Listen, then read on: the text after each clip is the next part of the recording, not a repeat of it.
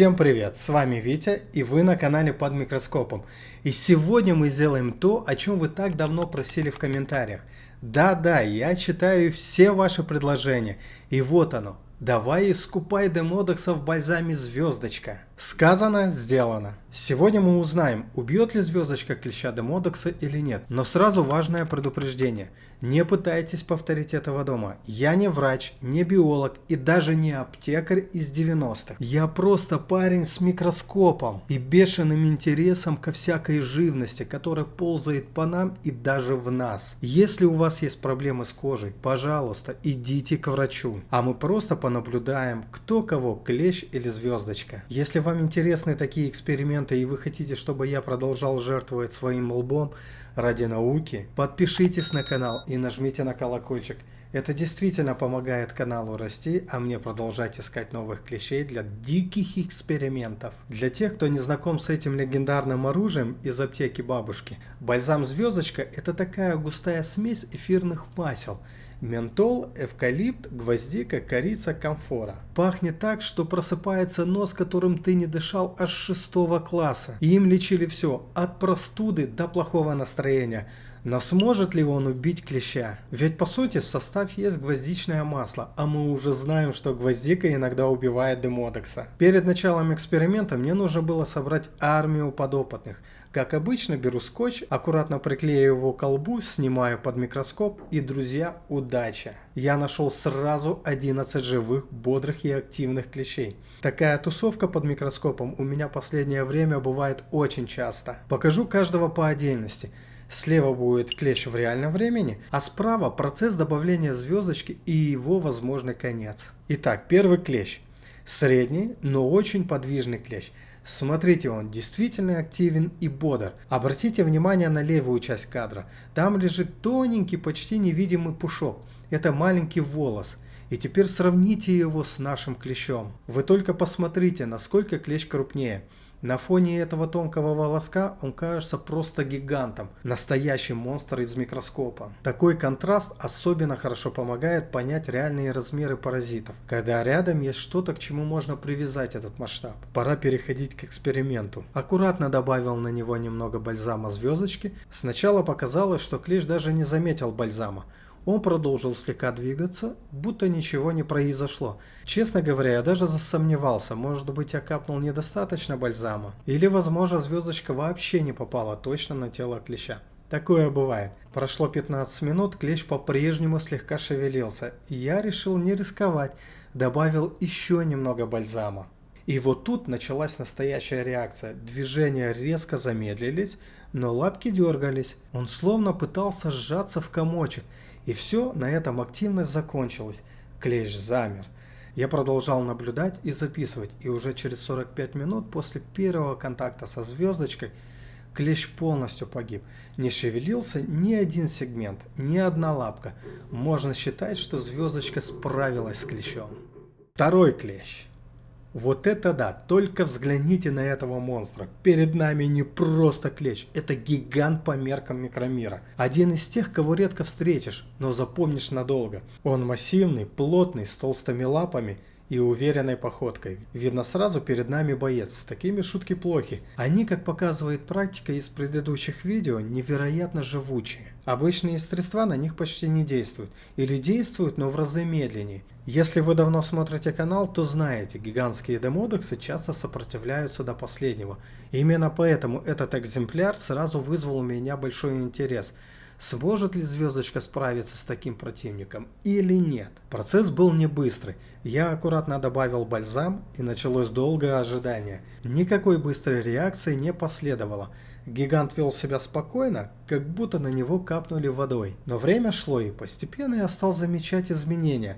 Он начал медленнее двигаться и стал чаще замирать. Лапки больше не работали с той же уверенностью. Тело начало терять упругость. Процесс шел медленно, но чувствовалось, что звездочка действует.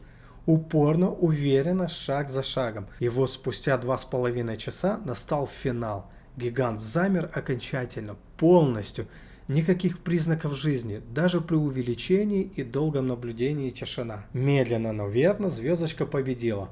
Респект бальзаму. Такой результат Третий клещ. Очередной средний клещ. На вид обычный, но как всегда с характером, без лишних церемоний, аккуратно добавляя немного бальзама звездочки. И тут происходит нечто неожиданное. Клещ сразу буквально мгновенно замирает. Полностью, никаких движений, никакой реакции, он словно окаменел. Я даже на секунду подумал, неужели все, неужели такая быстрая смерть? Может, звездочка сработала моментально? Было ощущение, что он не просто замер, а как будто выключился. Раз и все. Но рано радоваться. Проходит несколько минут, и вдруг едва заметные подергивания лапок. Сначала еле уловимые, слабые, будто клещ просыпается после глубокого сна. А потом резкий контраст. Движения становятся хаотичными, судорожными. Он начал дергаться, как будто в миниатюрном приступе. Лапки подрагивают в разные стороны, кое-где даже похожи на судороги. Если бы можно было описать его состояние, это как будто микроскопическая эпилепсия. Проходит время, и эти движения снова начинают замедляться. От активных подергиваний к вялым, затухающим толчкам. Он будто теряет силы. С каждой минутой двигается все реже и медленнее. И вот примерно через 45 минут после первого контакта с бальзамом движение полностью прекратилось. Он замер. На этот раз окончательно. Жизни больше нет. Звездочка вновь показала, что она работает. Пусть и не мгновенно, но уверенно. Перед нами крепкий, уверенный в себе средний четвертый клещ. Упитанный, жирненький, такой прямо кругленький и гладкий, как будто он только что пообедал. По нему сразу видно, что в организме все работает как надо. Энергии хватает, лапки бодро перебирает, тело двигается ритмично. Но давайте посмотрим, как он поведет себя, если на него немного нанести бальзама звездочки. Добавляю каплю, и начинается самое интересное. Сначала реакция не слишком резкая, но уже через несколько минут можно заметить, как движение становится асимметричным. Особенно четко видно, что правая часть тела клеща, лапки, сегменты начинает замирать раньше. Левая сторона все еще слабо сопротивляется, кое-как шевелится, но чувствуется, это уже последние попытки. Приходит еще немного времени, и все, левая сторона тоже полностью теряет активность. Теперь клещ не двигается вообще. Но на этом интерес не заканчивается.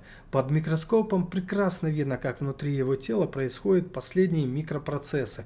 Мелкие подрагивания, движения внутренних структур, все это постепенно угасает. Будто внутри включился невидимый выключатель, который поэтапно обесточивает каждый отдел. И вот полная тишина. Ни внутри, ни снаружи никаких признаков активности. Клещ полностью погиб.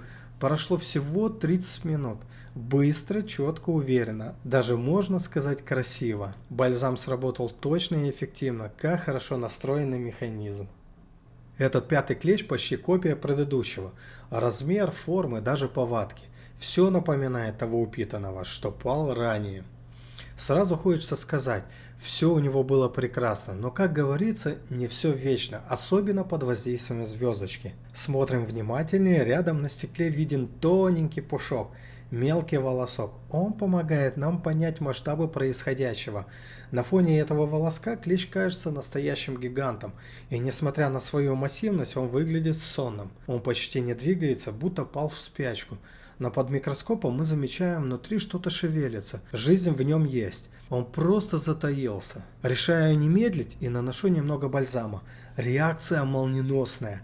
Клещ тут же оживляется, поворачивается корпус сначала вправо, потом влево, потом снова вправо. Видно, что он чувствует воздействие, пытается понять, что происходит, как-то вывернуться, среагировать, уйти. Но все это движение хватило на последние пару минут. После этого его корпус будто застыл.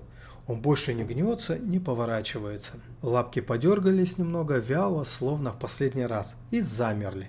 Потом и внутренние подвижности полностью исчезли. Полная неподвижность, внутри и снаружи тишина. Весь процесс занял около 30 минут. Точно так же, как и у предшественника. Видимо, для клещей этого размера бальзам звездочка просто идеальный противник.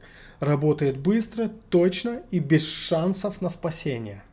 Шестой клещ. Перед нами еще один гигант. Внушительный, но все же немного уступает по размерам тому самому клещу номер 2. Тем не менее, сразу видно, это не новичок. Тело плотное, лапки цепкие, поведение уверенное. Он явно не собирается сдаваться без боя. Настоящий ветеран. Бывалый, словно прошел десятки микроскопических сражений. И вот начинается действие. Наношу на него немного бальзама звездочка и моментально замечаю, клещ не паникует, он думает. Смотрите, как он разворачивается и прячет голову. Будто бы пытается укрыться, спрятаться, найти безопасное местечко. Как будто понимает, что приближается опасность. Этот момент словно из кино. Герой, загнанный в угол, делает последний отчаянный жест. Сначала он еще какое-то время шевелится, пытается уползти, иногда даже делает резкие движения, будто борется с невидимым противником. Но с каждой минутой становится все очевиднее. Сила у него на исходе, плавные движения сменяются судорожным потом, еле заметным подрагиванием. И вот, наконец, полное обездвиживание. Он сдался. Прошло ровно час и 30 минут. Это была долгая и напряженная схватка. Наблюдать за этим процессом было как за эпичной дуэлью. Два сильных противника, и только один выходит победителем. И в этом раунде звездочка снова оказалась сильнее. С уважением. Она заслужила свою репутацию. Клещ номер 8. Этот экземпляр классический средний клещ. Не гигант, не малыш, такая золотая середина. С первого взгляда кажется, что он в порядке. Подвижные лапки шевелятся, перемещаются по стеклу без особой паники. Но стоило капнуть немного бальзама, как все началось меняться. Реакция не мгновенная. Он не бросается в бегство, не дергается в панике. Он будто задумался, замедлился, словно ощутил что-то странное, неприятное, но не сразу понял, откуда идет угроза.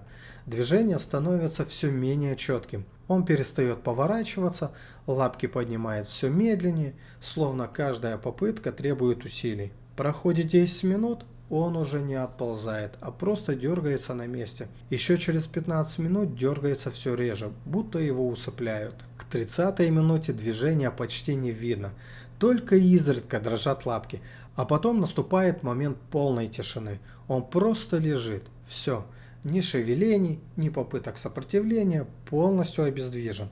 Погиб через 45 минут. Спокойно, без особой драмы, но вполне надежно. Звездочка снова делает свое дело. 8-й клещ. Перед нами, похоже, молодой клещ, немного меньше стандартного среднего. Такой еще юно, амбициозный, только начинает свою клещиную карьеру. Двигается уверенно, бодро, будто не подозревает, что попал в самый неподходящий эксперимент своей жизни. На вид активный, лапки работают слаженно, все под контролем, но это только пока не появляется бальзам. Добавляем каплю звездочки, сначала почти никакой реакции.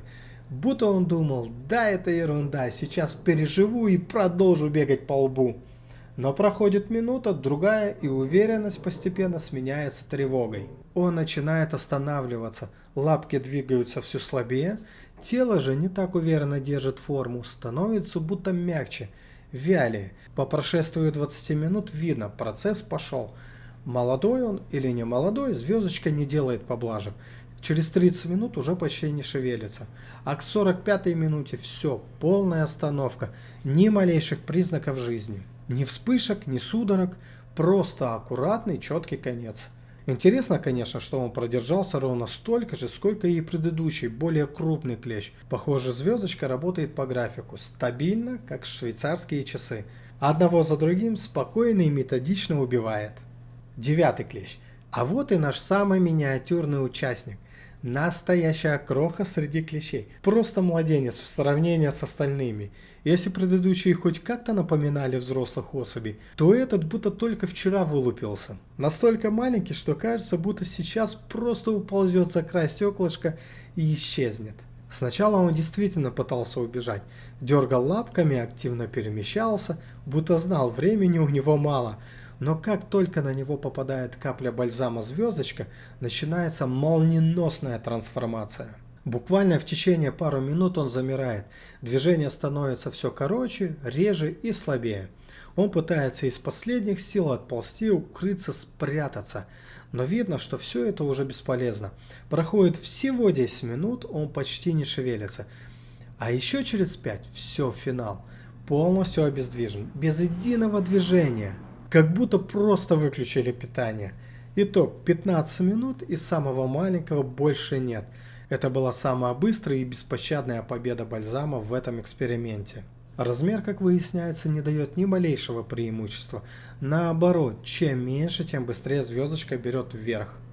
10-й клещ. Очередной средненький клещ, вроде бы ничем не примечательный, стоит неподвижно, но видно, что бодрый, лапками перебирает шустро, как будто волнуется перед экзаменом. Я приготовился наблюдать, как звездочка будет с ним бороться.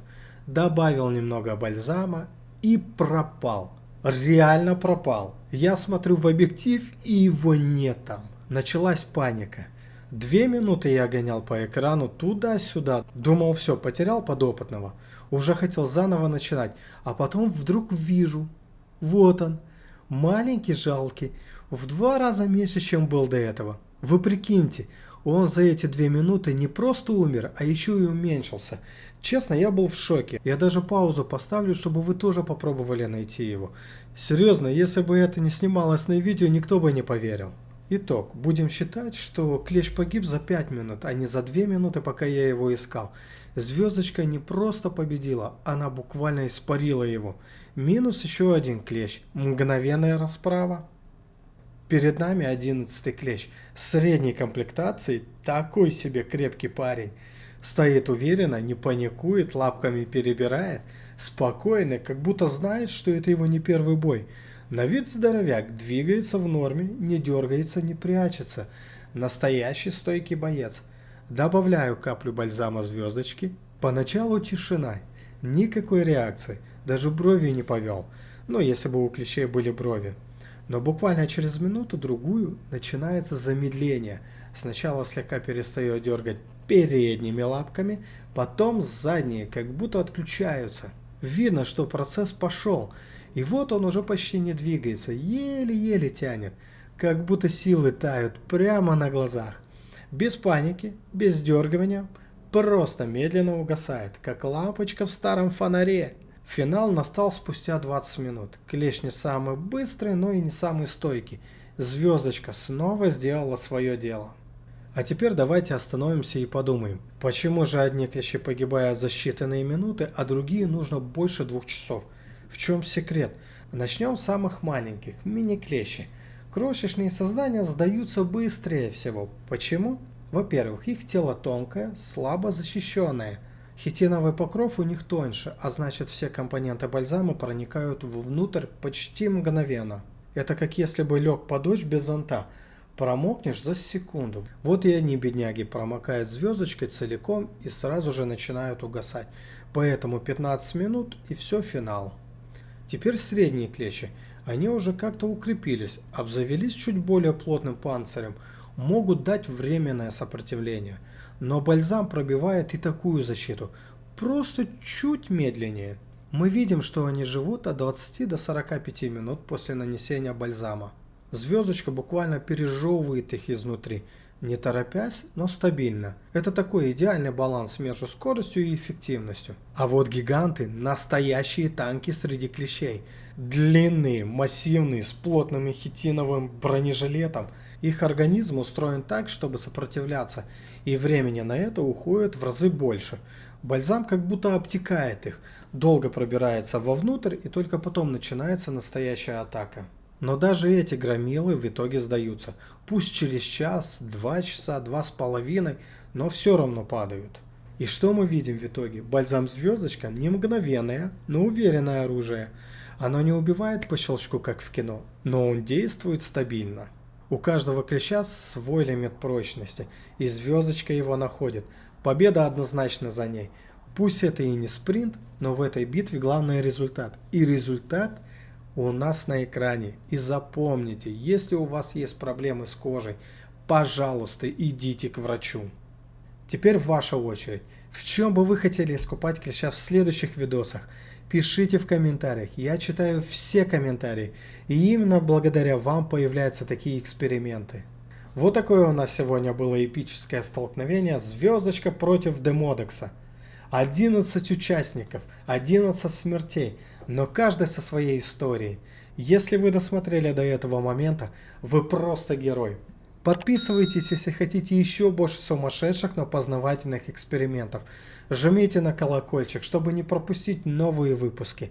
YouTube сейчас очень капризный, и иначе он просто не покажет. А я пойду лечить свой лоб после очередной партии скотча. Берегите себя и никогда не забывайте смотреть на мир под микроскопом. Пока-пока.